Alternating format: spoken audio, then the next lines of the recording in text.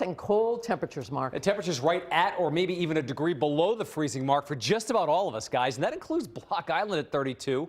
Also 32 in Somerset, North Attleboro, Taunton, Providence.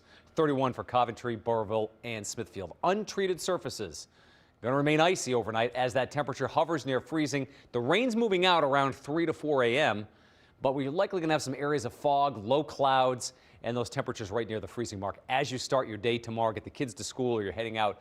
That first step on the driveway or in the parking lot definitely could be icy. Main roads seem to be fine. We've been looking at the DOT cameras most of tonight. Just a lot of wet roads, likely been treated.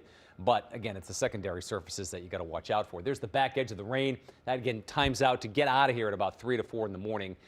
The clouds may linger for just a bit. So you can see our forecast track showing those temperatures hovering near or slightly below freezing, especially for areas just a few miles away from the southern coastline. 6 a.m. it is some areas of low clouds still around the freezing mark, and gradually that low cloudiness starts to break apart with some peaks of sun for inland areas. May see those clouds linger toward the coast. But those of us that see the sun tomorrow, Patrice and Dan, could get between 45 and 50 degrees. Of course, a little cooler with that wind off the ocean toward the coast. Another round of rain and maybe some ice coming in for Thursday into Friday. I'll have more ahead on that with the rest of the forecast.